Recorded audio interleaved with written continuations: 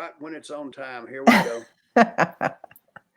So, first of all, Mack, thanks for talking with me today. I deeply appreciate it. Oh, I'm tickled to death. It's Always. good to see you. It's always good to see you. Oh, yeah.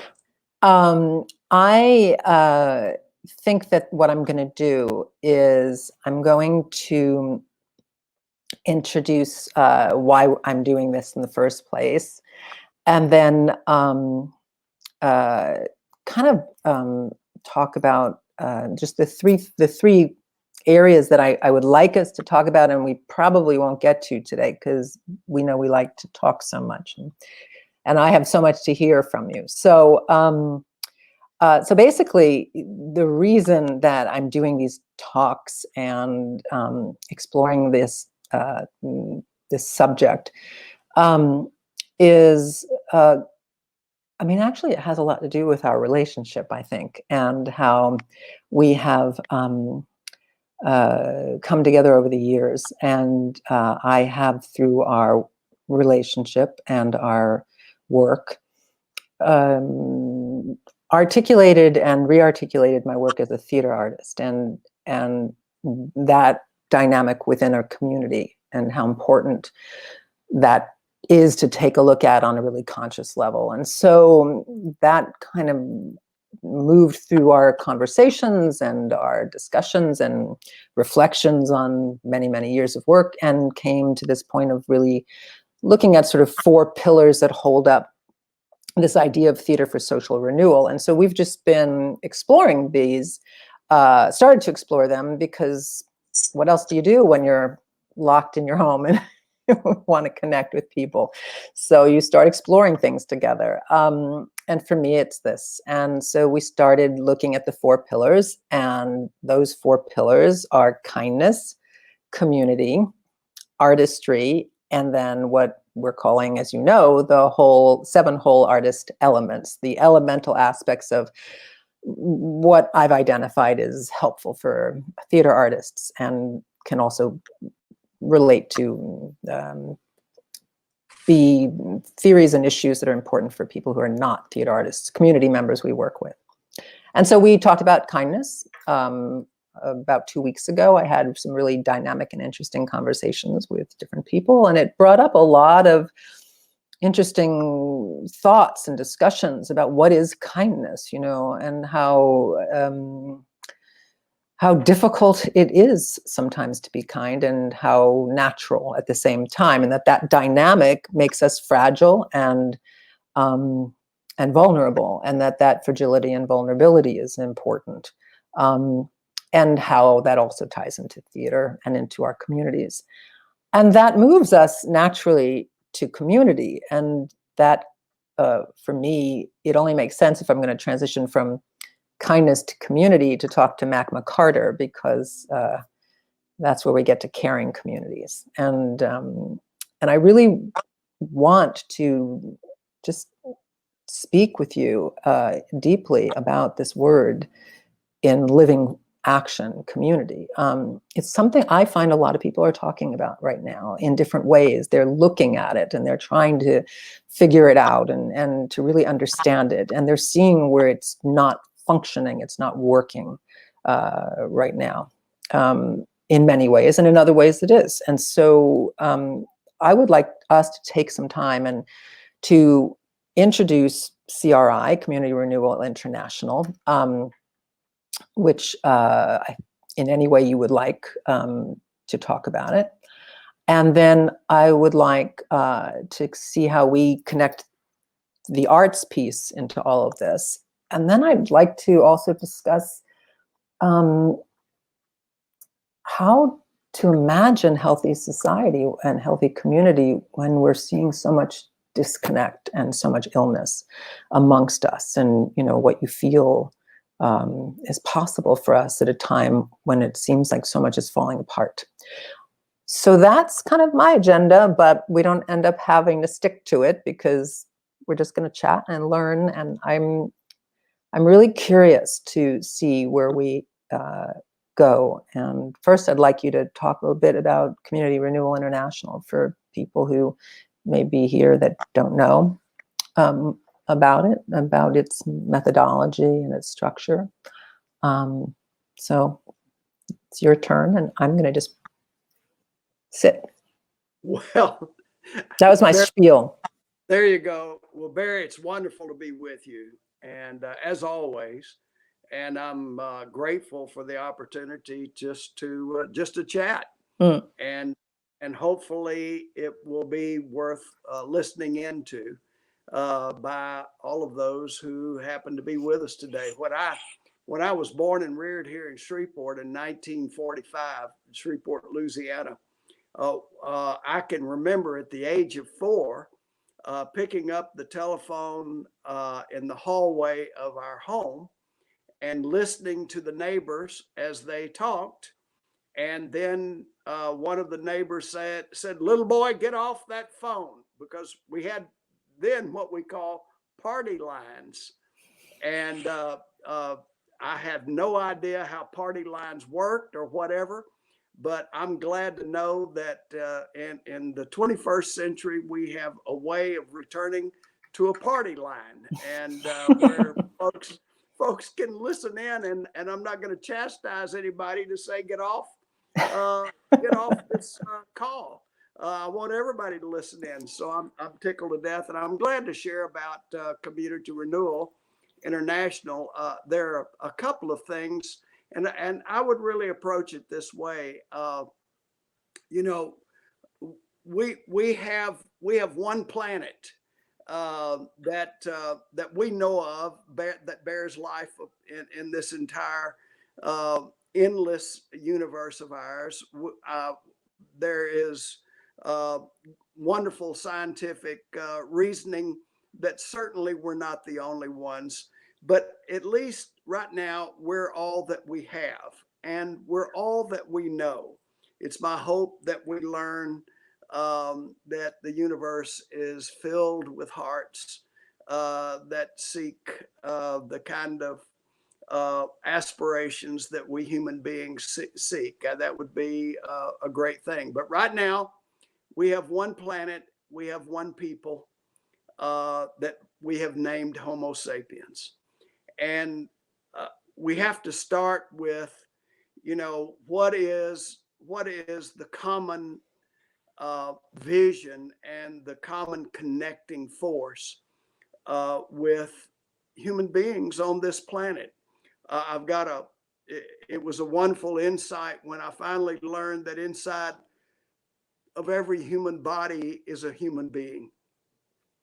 And that human being is to be treasured and precious, just as I treasure myself. And all of us do in this will to live and the will to live well. So the vision really must be a common vision that unifies us, that is the realization. Finally, we're growing into a realization that that there is one planet and one people.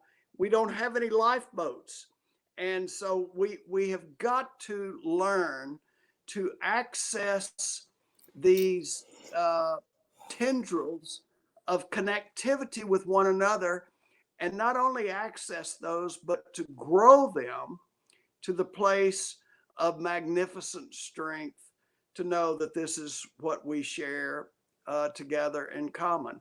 And granted, there's another side of us, and that other side of us is hopefully we can look at that other side as to say it has been necessary in a way that enables us to exist, but there must be something higher, and that other side is me, myself, and I.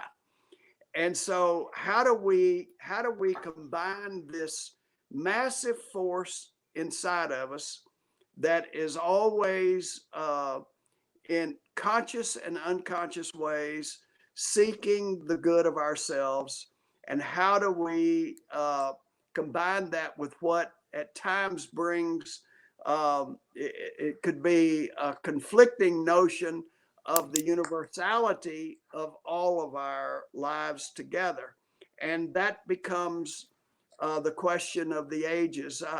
We think of ourselves as quite sophisticated, that compared to our forebears that go back into the realms of prehistory. That indeed we have given up dining upon one another.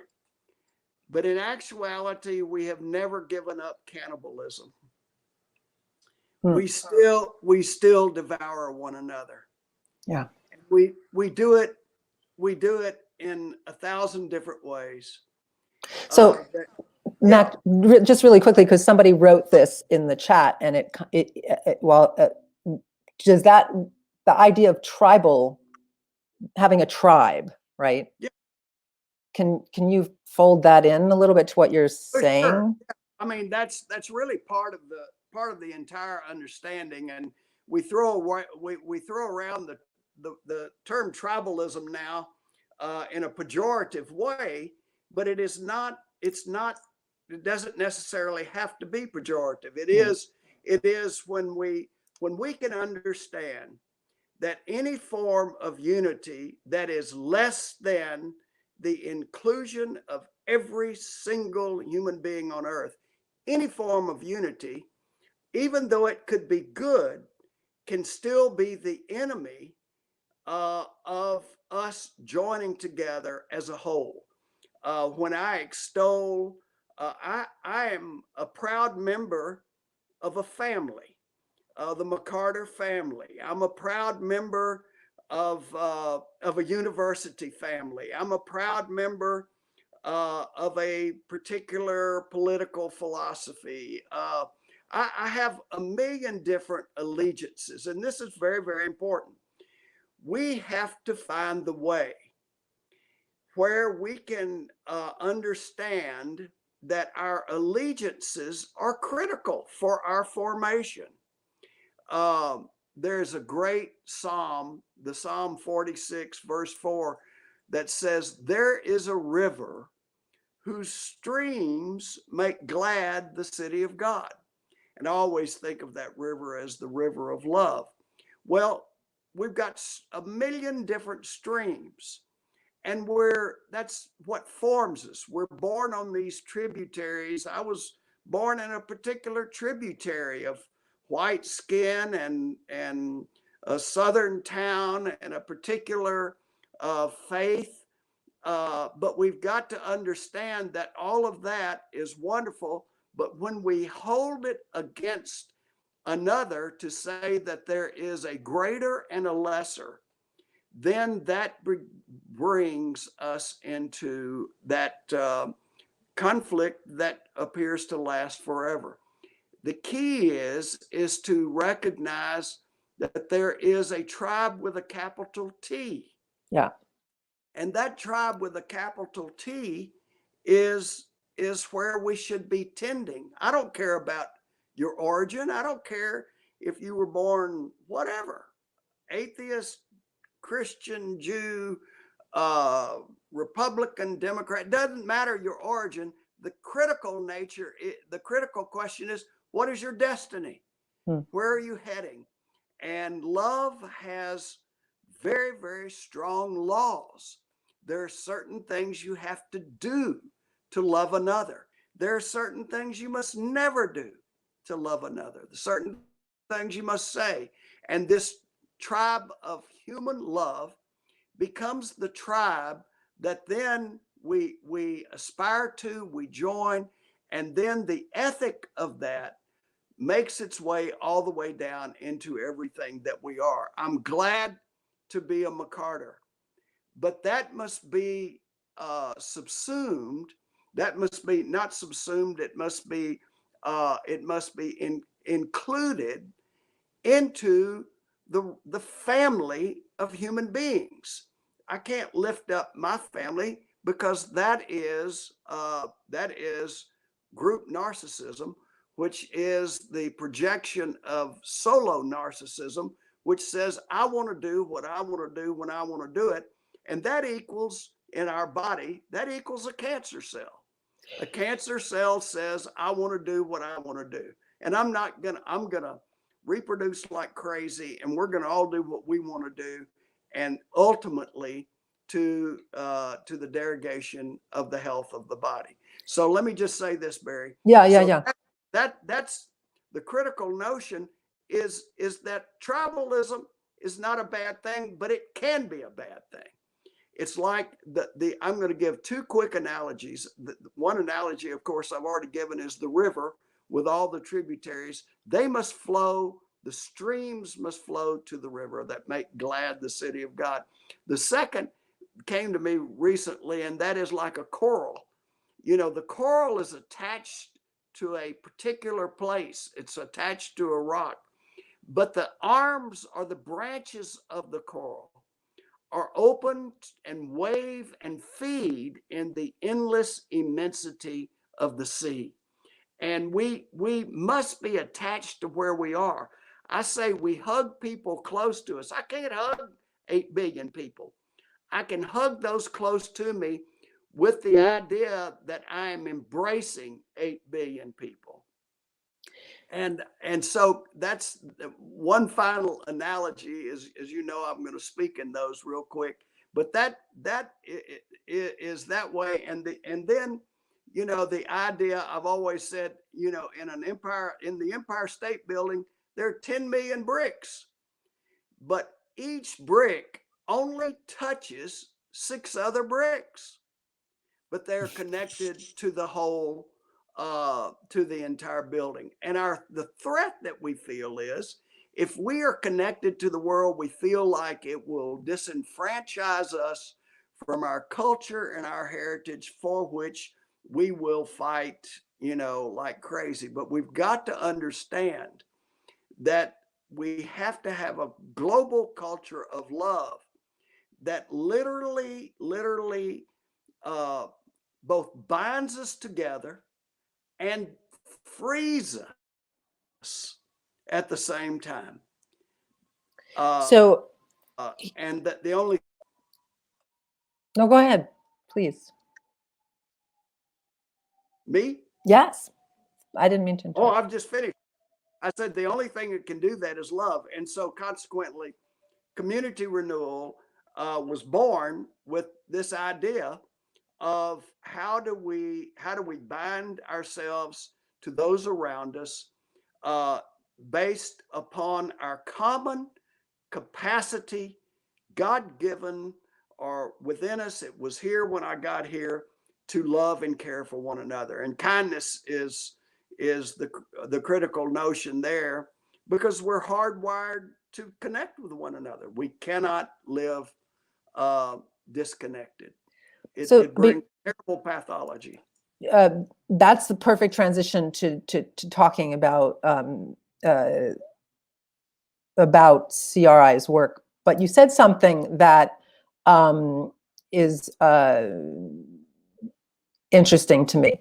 You use the word allegiances, right? And I wanted to know if you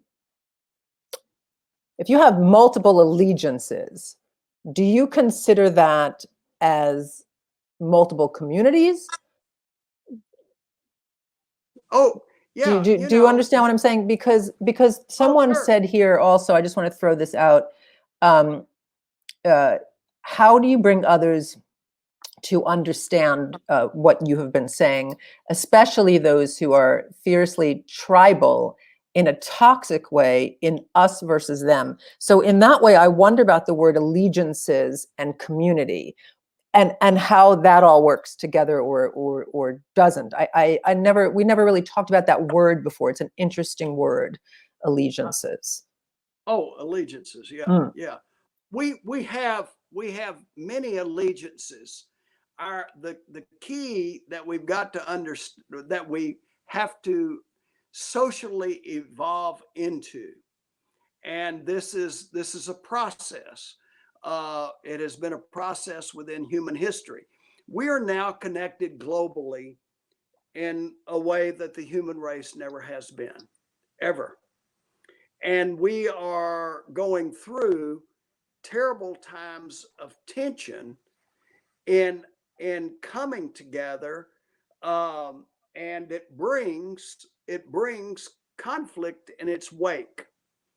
And so there are several principles that that have got to begin to reign, if indeed we're not going to fall back into a whole new dark age that will be made exponentially more horrific by this mindless technology. And we've got to recognize that, for instance, you know, the idea of the conflict of, well, let me go back to the allegiance question real quick, and then I'll come back to solution. We have many allegiances. We have natural connections in all kinds of ways. I have an allegiance to my old high school. I have an allegiance to different groups of friends, and they're all expressive of and all reinforce who I am. Uh, but we've got to transcend those things, transcend the allegiances with both an ideal and an ethic. And the ideal has got to embrace the entire human race. I've got a test for that. I call it the fivefold test of comprehensiveness. You know, because every single group can say, we are coming together. Well, coming together in and of itself, and by itself and for itself, is not necessarily a good thing. The Waffen SS under Hitler came together. Yeah. And so, you know, you've got to take our group and community behavior, and you've got to be able to test, is it truly and universally comprehensive? And so, so the test is, and this is going to be in the book I'm writing, which should be published and on the bookshelves by about 2030, I'm thinking. So the test is what I'm doing now and what I ascribe and give my life to, is it fundamental to human nature and to human need? Is it fundamental? You know, does it grow us, you know, as human beings? The second test is what I'm doing now universal in its scope and its depth? Does it include true universal? Does it include every single human being, or does it exclude those? Is it universal to our makeup? The third question is it transformational in its power to change me and to grow me? Because trust me, I have to change from being a 2-year-old that throws a fit because they don't get their way. And unfortunately, we have groups that in the process of development are 2-year-olds who collectively throw a fit for not getting their way. So I've got to change, and I cannot change myself. I have tried like crazy. And I just finished eating an entire Hershey bar that I swore that I was not going to eat. And I need help, and I cannot change alone. And I cannot grow alone. In all of the ways that have to do with living together, that word together means that I have to learn to live with others. And that was the power in the time that I grew up. We had unstructured play. We'd go outside without any structure or any thought and play together.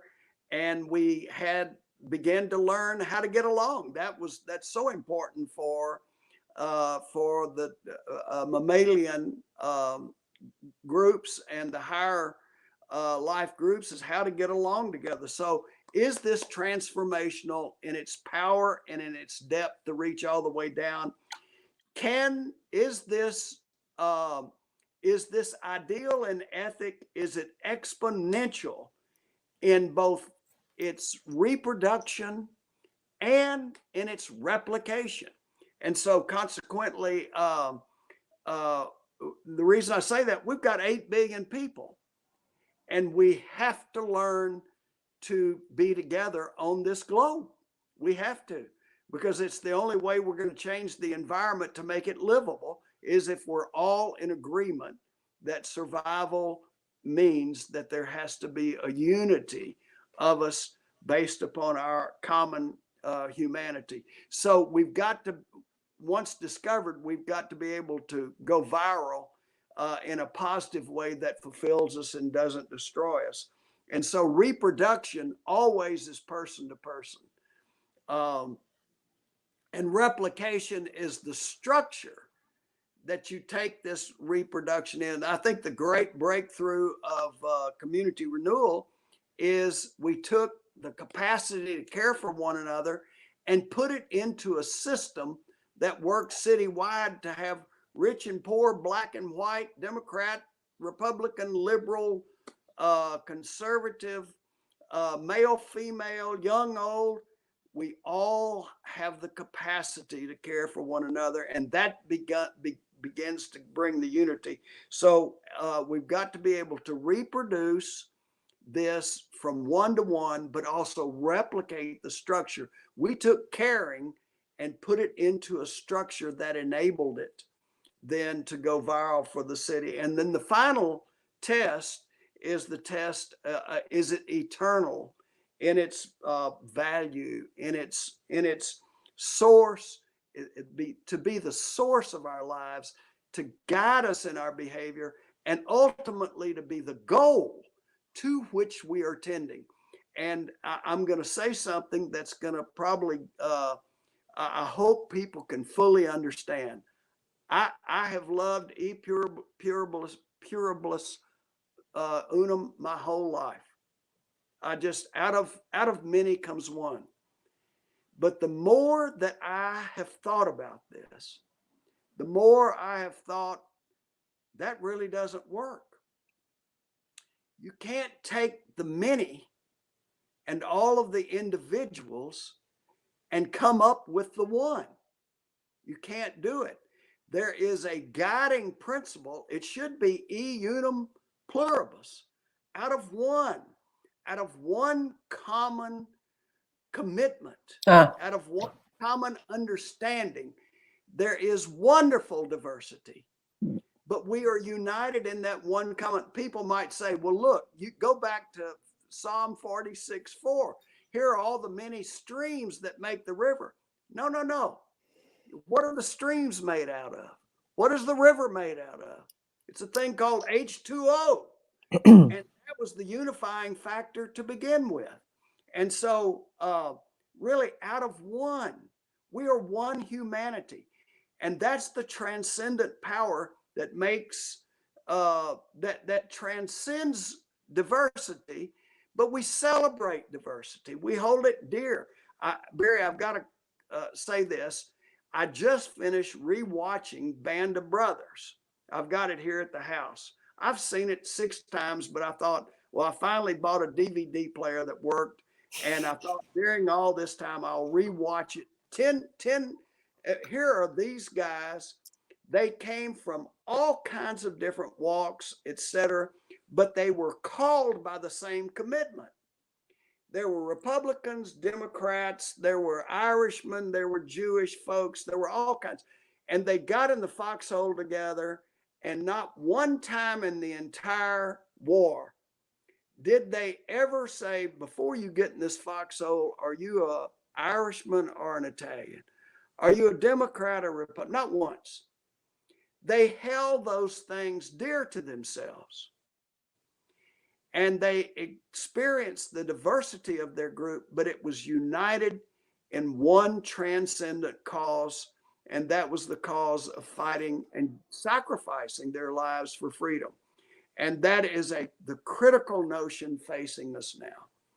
That's what, unless we come to this, unless we commit to this, because it's got to walk its way out into our shoe leather of our lives, unless it is the guiding force of our everyday behavior with one another, that there is no such thing as a lesser person, then we literally, ultimately will be an unsuccessful species upon this planet. What are you talking, Mack, then?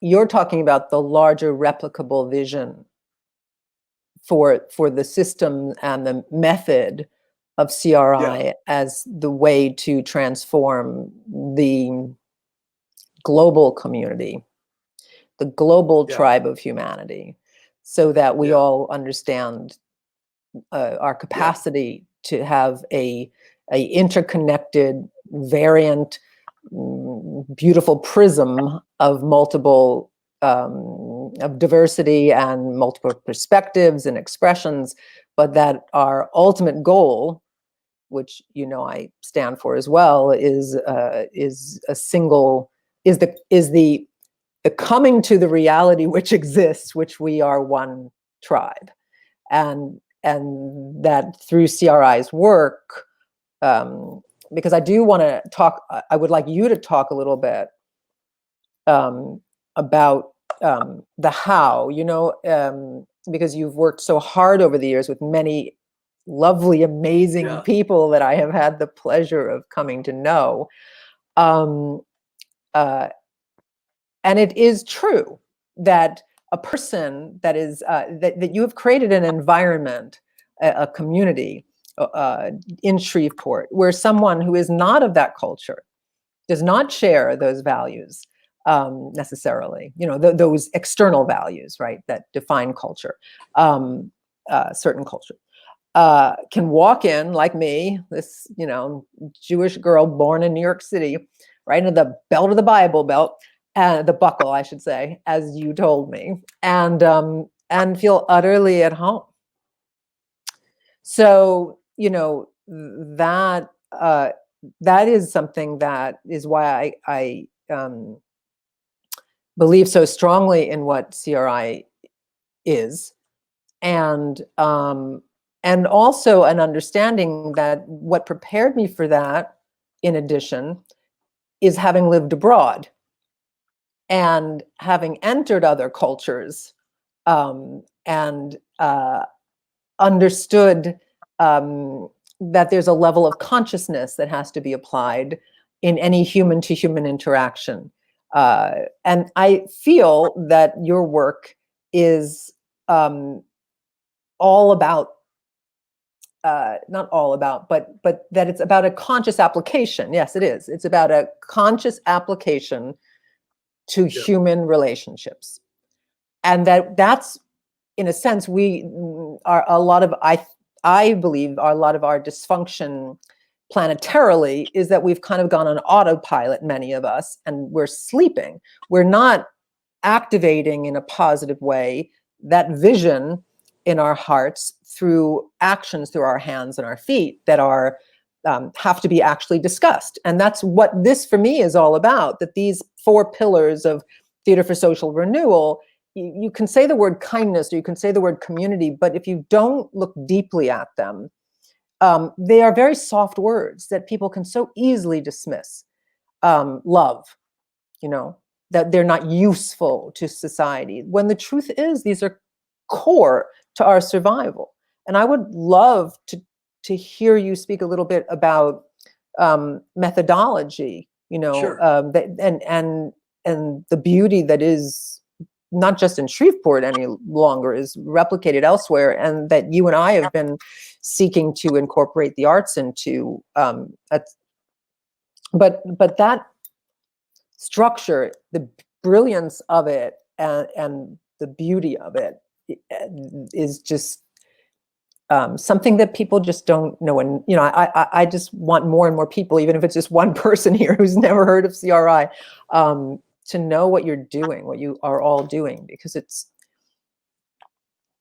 that's how you get there, I think. Sure. And Barry, I don't know about the technology, but there's a lot of spaces in between your words, and there probably are in mine too. But it's one thing to hold a vision. It's another thing to produce a model where you both structure that you have a structure for that, but the model must match the vision. It's one thing to proclaim that you're a member of the tribe of love. It's another thing to be loving in your everydays, and how you structure that and how that becomes the ethic.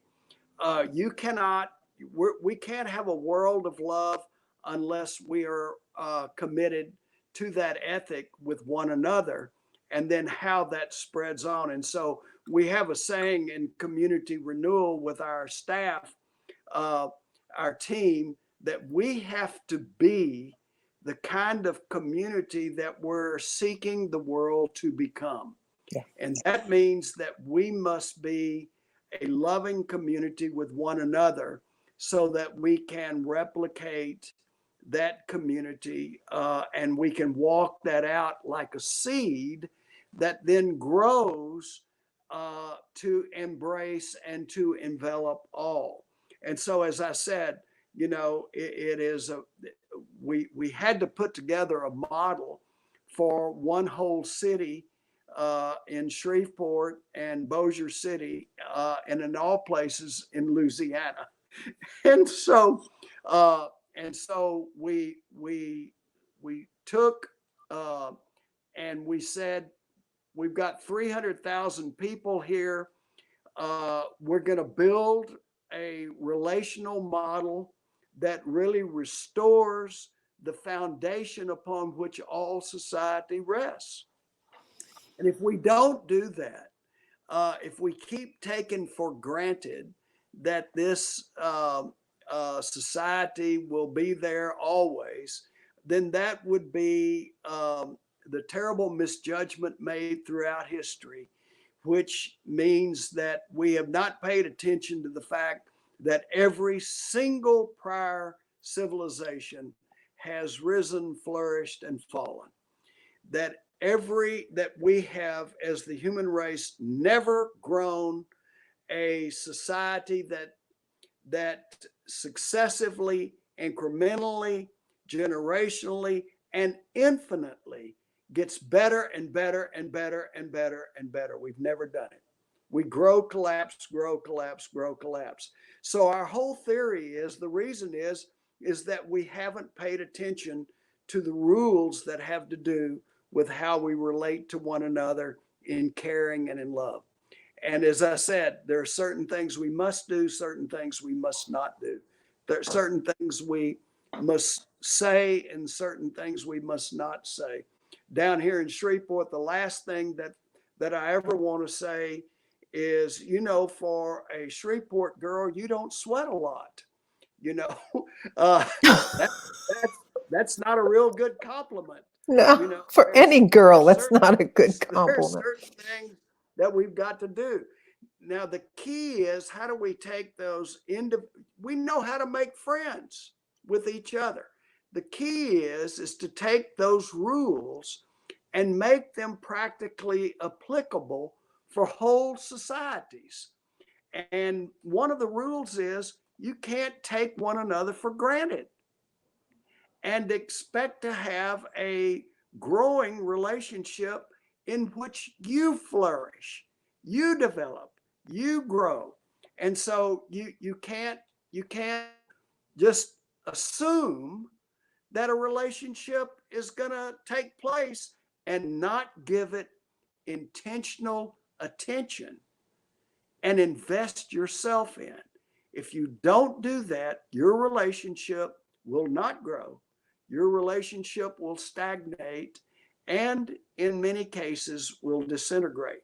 And so consequently, we have to take those rules and we have to apply those in practical ways. So we said one of the rules is we come together based upon human relationships, always are based upon and start with what do you share together in common. You never can start with how are you different and then extol that as a virtue and expect to have a relationship with another person who I promise you is a unique creation. There are 8 billion of us, and expect to get together. It ain't gonna happen. It's kind of like two porcupines trying to make love. It will not happen. And so, well, the porcupines find a way, but we won't. So consequently, you know, our all of the studies of diversity are great, but you can't start there to build a relationship. What do you share in common? And so what we said that is fundamental to human nature and human need, what is universal, what is transformational, what can go so fast and so contagious that it beats even the coronavirus, and what is eternal, and that is loving kindness or caring. Caring really is loving kindness that is operationalized, and we share that in common. So we formed the We Care team, and we said, sign a card, tell one thing that you're doing to help another person, one act of kindness, one act of caring, write it down, and you're on the team. We'll give you a button. It says We Care. We'll give you a bumper sticker. We'll give you a We Care sign, and we become visible to one another. So we've got, you know, tens of thousands of Shreveporters who are now members of the We Care team. You drive around, you see We Care signs in front of people's houses who are rich, white, they're poor, white, black, rich and poor, everyone. And we share that in common. So that was the first thing. The second thing is you need to reconnect where you live. We can Zoom, we can email all over the world, and we don't know now who's living and dying 4 houses down from us. So we have to reconnect. And so we've trained 1,700 block leaders. We've got thousands of folks that they reach because they are there to reconnect and be friends with their neighbors and help their neighbors to be friends with each other. And then the people we've trained, we call them Haven House leaders. They meet together, you know, once a month and share. So that way you made a system of caring. And then the third thing is, how do we help our brothers and sisters trapped in high crime, high poverty areas? We take 30 square blocks of the highest crime areas. We move remarkable human beings in to live in what we call friendship houses. And they are there to re-villagize those 30 square blocks, reconnect with the neighborhoods across the city, provide a hello, Rumi. So, And so provide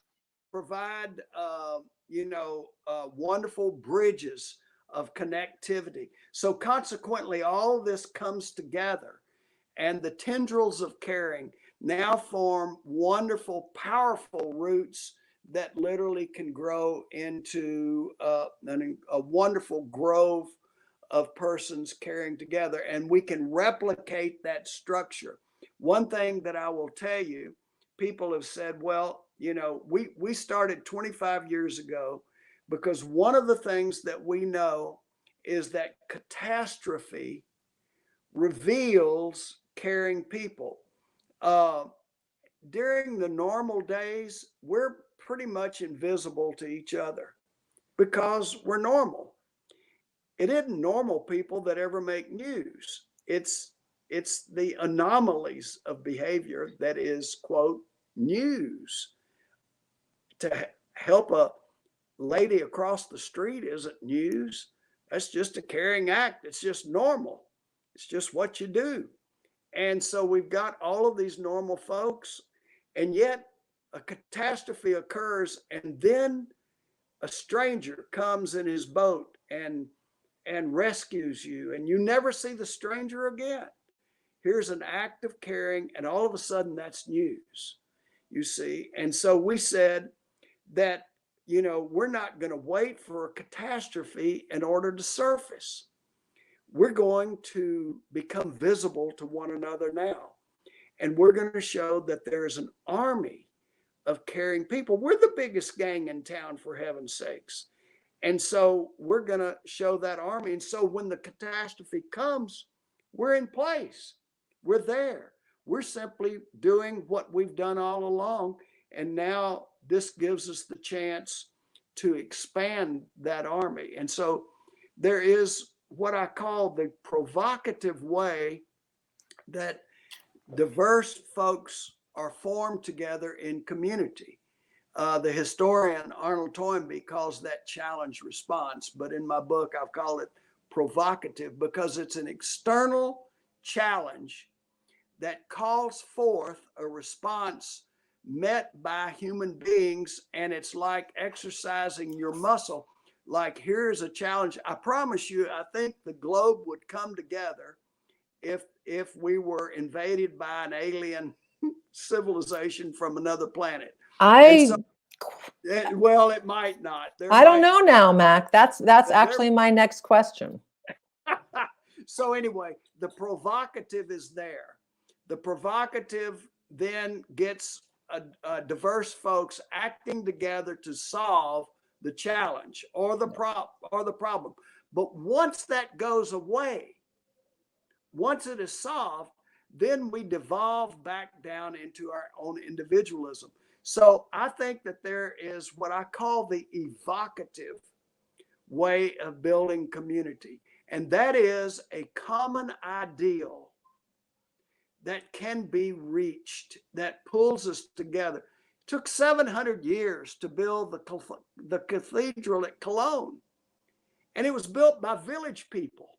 This magnificent thing, 700 years. Now that was built upon an ideal. Now, granted, when they finished the cathedral, they might have broken out into fights with one another, but there is an ideal of love and caring to which we as human beings can reach to create the very first empathic civilization upon our globe. And again, unless we do that, then honestly, as a species, we're doomed. But I happen to have faith that we can do it. And this faith says love works. There's a lot of evidence that it doesn't, but there's a lot of evidence that it does. And love will win. And historically and empirically, there's a lot of evidence it's not going to win. That what will win is me, myself, and I. And that nature is what they call red in tooth and claw. That lower nature will win out. But I have faith that there is a lot of historical, empirical evidence that love does win. And that's where we have to walk and have to live. We can't wait till tomorrow. We live it today and grow it into a new tomorrow. And I've preached long enough, Barry. Ask me a question. Yeah, you haven't preached at all. I can't. Well, it's in your DNA at this point. Thank goodness. No, it's just because you've said so much, and there's so many questions that I have. And of course, I do want to make a connection to why so much of this resonates for me and for theater people, and why we're suffering so much right now, my field, right? Because you said something very important, which is that to build a healthy community, you need person-to-person connection, right? And that is what you need to build theater, a theatrical event, to build a theatrical world. And that is a community in which there's a common culture. We all have a common love, of expression and the human narrative. And we come together in celebration of each other's gifts and visions and passions to create something that has never been created before. So we have to hold the possibility that in this abyss of nothingness, something beautiful or impacting will be born. So that's where theater is very aligned, I've always felt, to healthy community, that if those values could be shared in not just in theater houses for $65 a seat, but truly on the streets and in the piazzas and the corner stores and all of that of towns and our towns and neighborhoods, this activation of relationship of these values that we hold in our tribe for thousands of years can help on this empathic pathway of developing a new way of relating that is necessary and yet ancient at the same time.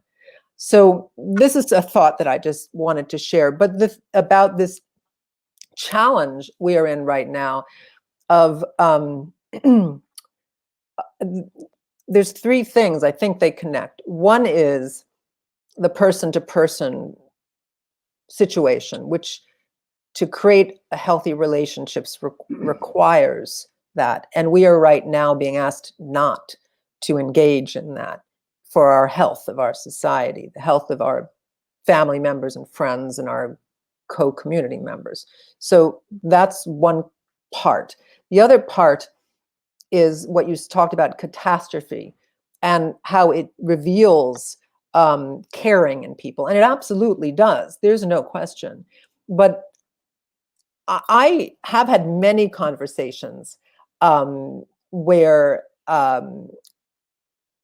with people who are seeing that this should have been that catastrophe that brought our country together, and that there were too many fractures in our sense of caring, that we were too separated and too polarized, and that even in the face of something such as this pandemic, we could not come together as a community. And where does that stand in terms of our future? And the other question that has come up is this idea of villages. And we can say also with the idea of because I'm seeing somebody else asked about theater can be propagandized and used as propaganda, which is true. Of course it can. But it also holds innately the values that build healthy society, just as building a village that is complex and loving, but might have a common culture that's different than the next village. How do those things, excuse me, I'm sorry for coughing in everybody's ear. How do those things in your mind, Mack, all come together in this world that we're living in now, where we're forced to have virtual relationships, where we need more than ever connectivity, to be together, to build and envision this world and act on it.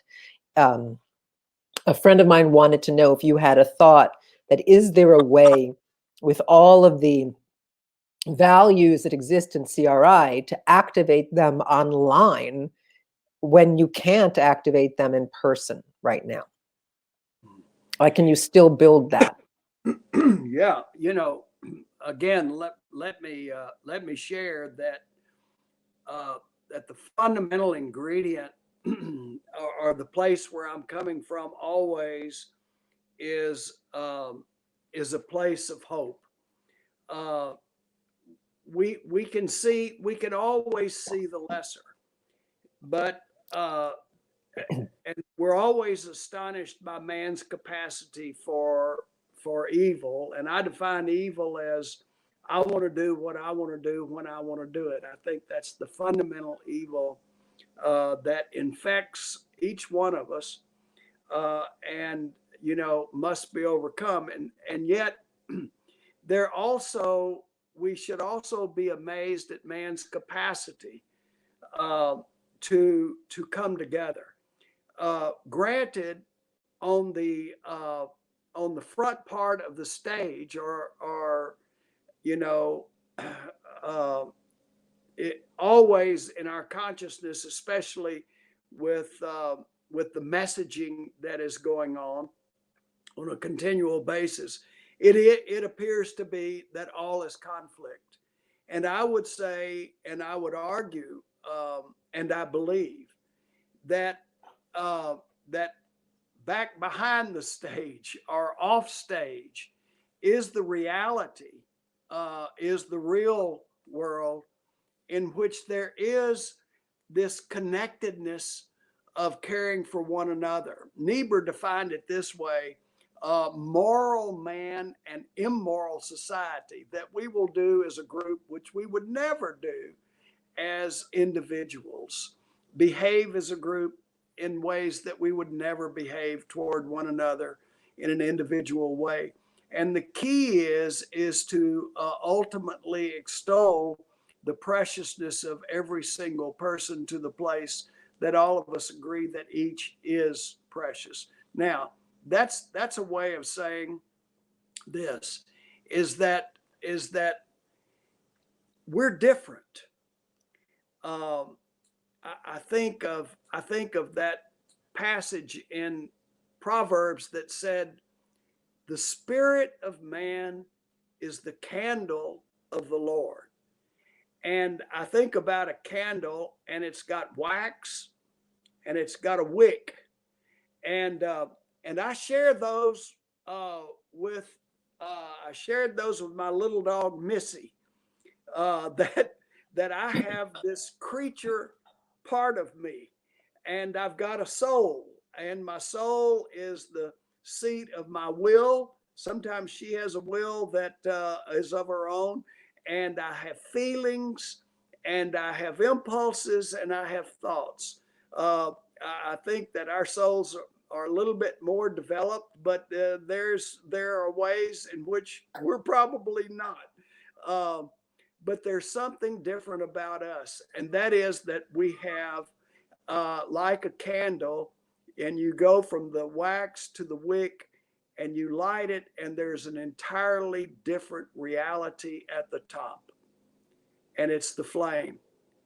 And there is the spirit within us, and that spirit literally is awakened and reinforced by the high use of the arts. And whoever wrote you is right. You can use everything for low causes. And that's the reason why you always have to test the comprehensiveness of your cause. Is it fundamental? Is it truly universal? Is it transformational? Is it exponential in its contagion? And is it eternal? And low causes can always activate human beings. That's always true. But also, there is the capacity for high cause. And granted, there are some people, some men that would stand in front of a Rembrandt with their hats on. We have those, they're with us. But there's also the awakening for high good and high cause and a higher form of living that literature and the arts, both performing, and the arts that have the evocative nature of calling us from the time they were painting on the sides of the cave to something higher. And so that's why, Barry, I think that it's critical to put the highest form of culture within the village structure, because it always points. Lewis Mumford said, that any understanding of reality that does not take into account the realizable is not a true understanding of reality.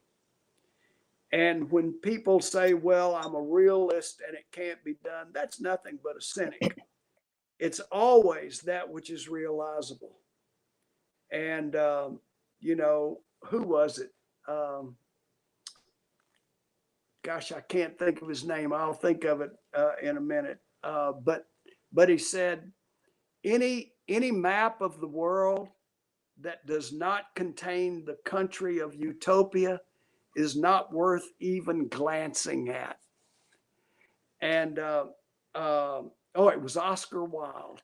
Is not worth even glancing at, because it's the one country that mankind is always landing, and having landed there goes on past its boundaries. Any map without the country of utopia is not worth glancing at. So that's kind of where I am. And because you brought up Lewis Mumford, and I was, of course, I'm a huge fan of Lewis Mumford now because of you, and make my students read a bit about from him. Okay. And the thing that is so interesting to me, that in his book Art and Technics, right? So he's talking. No, not art. Well, in Art and Technics, and also in the Story of Utopias, he talks about where there were certain visions and certain ways of science and art being integral to community and to the village, and that there wasn't a sort of where you took the scientists and you put them over here, and you put the artists and you put them over here, and you closed the door and you made them experts, and you sort of brought them out of society, and had them do their work in closed doors or on stages. And the people then didn't explore their own capacity to be scientists or artists. They weren't encouraged to have those aspects of themselves, to develop them, just to ask the questions of curiosity, which is held both in science and in the arts, right? Why is this like this? And what will happen if I do this? And so it didn't allow each individual in the village to become fulfilled to their capacity of creative and intellectual extent. And I've been fascinated by that, and that's where I'm interested in, that arts connection. Right.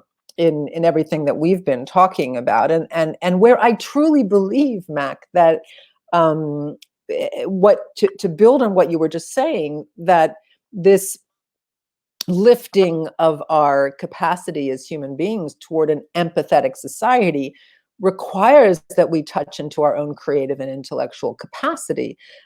Not that we give that weight to somebody else to carry for the village, but that we participate in that ourselves, not necessarily as experts, but as expressionists, of these things, and as adventurers of the terrain of our own creativity and the terrain of our own intellect, to share and expand the capacity of what the whole collective could become. And that's what interests me about working with you, and where theater and the arts can be a part of this village, a part of the community in a constructed way, not to entertain and divert, although there's, distract. There's nothing wrong with that necessarily, but I don't feel that's the imperative at the moment. I think we could grow richer human beings with these tools. Barry, if I could, I know that we've gone past an hour, and if I can close on one thing. Yeah. When I was born here in Shreveport in 1945, I grew up in a radically segregated community. There's still much work to be done. 2 out of 3 white people voted for David Duke in 1991, even though we had school desegregation here beginning in 1968. But when I graduated from high school in 1963, I graduated from an all-white school, living in a community that was very, very radically segregated. I returned back here in 1991. Segregation had ended. and there are many conflicts, etc. And we have a long way to go. But this week, we just celebrated a graduate from my high school who takes the nom de plume as Jericho Brown. He's 44 years old. He was born and reared in Shreveport and grew up here and graduated from what was an all-white high school when I graduated.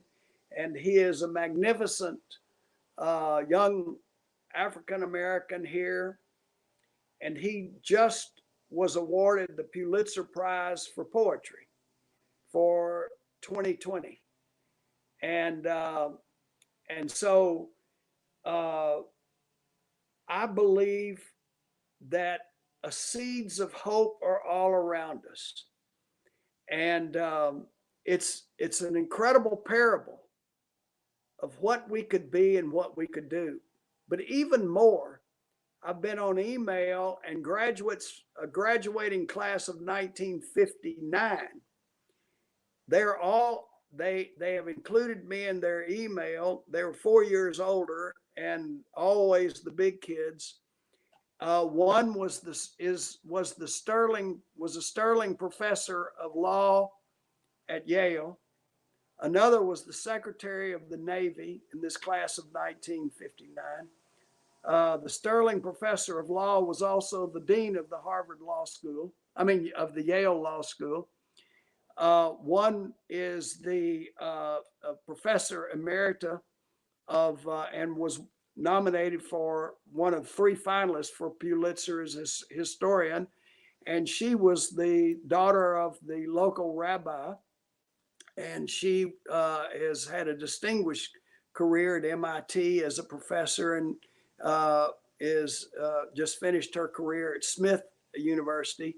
But I was reading their emails, and they were all celebrating the fact that Jericho Brown, we knew him as Nelson Demery III, that Jericho Brown has been named the Pulitzer Prize winner, and he's been nominated to the High School Hall of Fame. So, at our high school, C.E. Byrd High School. So those are seeds, and they're all around us. And our saying is that anyone can count the number of seeds in an apple, but nobody can count the number of apples in a seed. And if we fulfill, it's one thing to hope for a world of peace and love. It's another thing to live that way in a rigorous way every day. But together we can prevail. I like that word rigorous. I think that's a good thought to end on, to end our conversation on, for people to contemplate that it takes rigor and good and intention. And I really appreciate your time, Mack. So hopefully we can have another chat at some point in the future and keep digging into this question of community. But well, everybody must know what a genius I think you are. So thank you, Barry. Thank you. Thanks so much, Mack.